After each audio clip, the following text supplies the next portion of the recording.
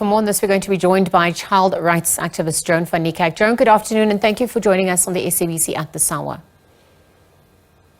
My pleasure. Good afternoon, and good afternoon to your viewers. It's a sensitive topic, and it's obviously of great concern given the incidences that have come to the fore. Perhaps you could just paint that picture for us, the prevalence, what is the reality on the ground with missing children in South Africa, and how it is of major concern as we speak. Very sadly, we're seeing this situation far more frequently than we should be. It's of great concern, especially when it comes to the smaller children who are just so vulnerable and so unable to protect themselves, and also to think rationally about their safety. And this is where, adult supervision has to be constant with young children. Sometimes they're left in the care or left to play with slightly older children, but even those children are not rational thinkers. So adult supervision is something that is irreplaceable when it comes to the safety and protection of children. Joan, thank you for that. So as we look at ways of handling the situation of missing children, both from the family side, the community, law enforcement, even Section 21 NGOs like Pink Ladies, Identity Masses, the Eye on the Child Project, what's their role and what have they been able to do thus far in South Africa in terms of the situations unfolding? I think the important thing is that all of these organizations try and put out information on looking after your child, and also support to families when a child has gone missing. Obviously, we'd like to look at more preventive activities on missing children. If you cannot keep an eye on your child, see if you can find someone who will help you during that period, someone that you know who's reliable, and so on. And offer to do that in exchange, because we can't always be asking from our neighbors and friends, we've also got to be giving. Talk to your children, no matter what their age, about safety, about staying with groups of children, about not going somewhere without you knowing, even if it's a person they know.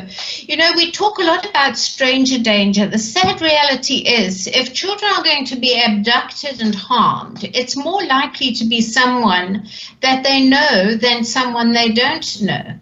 So rather, before they go anywhere with anybody, to check back with the responsible adult in their home.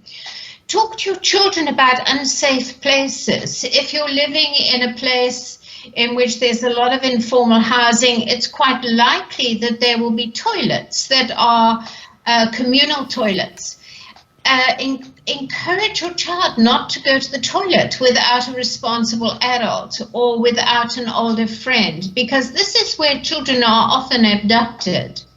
So talking about safety is important, even with a 6-year-old. And sometimes we don't realize that children can internalize these messages and quickly run and find someone to go to the toilet with.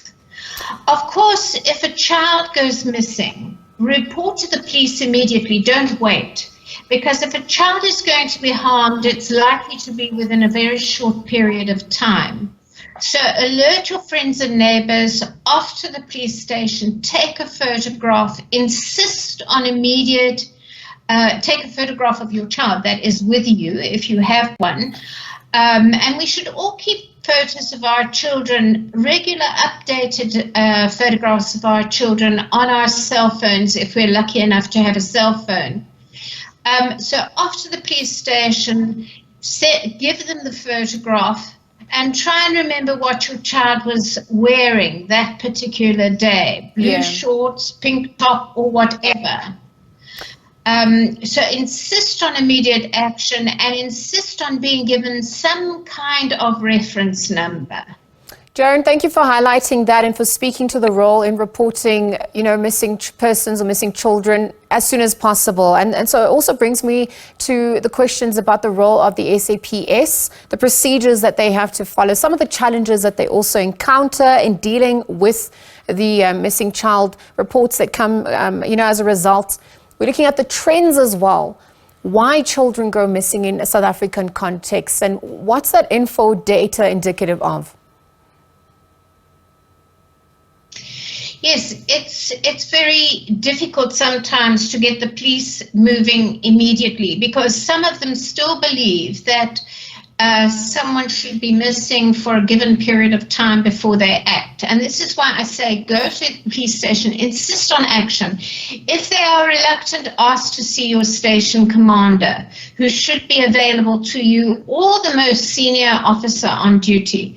But it is difficult for police, because once children have gone missing, it's extremely difficult to locate that child unless someone has seen the child walking along the street with another older child or with an adult. And very often, when it comes to a missing child, the police it is just so expensive and difficult to search for a child who's gone missing. And I hear about the number of organizations and structures involved in looking for this particular child, and you realize how expensive this is. And this is why I say prevention, if we can possibly prevent. However, people who take children with some kind of wrong attitude or plan in mind are also sometimes extremely difficult and devious. Sometimes it can be a person and you think, surely not that person. This is a trusted person within our neighborhood, but sadly these things happen.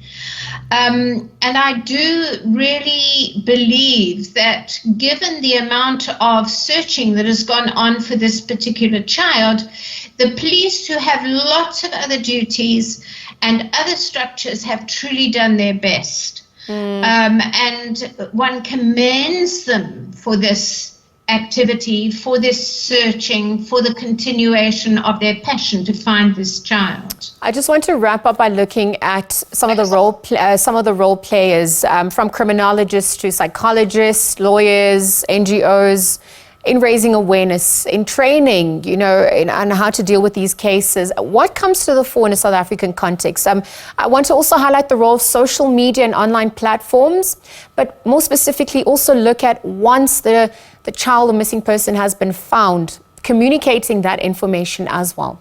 What do you observe on that front? Well, I think media has to be very, very responsible. Media is so important. Doing the job you're doing right now to highlight the fact that this child is missing is so important. You are one of the most important partners we have in child protection, because you put out information, you put out preventative messages, and so on. But once the child has been found, it's so important to protect that child's identity and what is going to happen to that child next. Sometimes if harm has come to the child, families can feel very exposed. So sometimes if the child is found and is in the middle of an investigation, one wants as little media attention as possible until that investigation is finalized. And of course, one wants then the identity of the child to be protected. No more photographs, no more names, in order to protect the whereabouts of the child and the family. But media, social media, very important for prevention and very important in helping us locate a child like this in this situation. I'm sure that if media had not taken this forward, we would not have all the searches that we have on the ground now.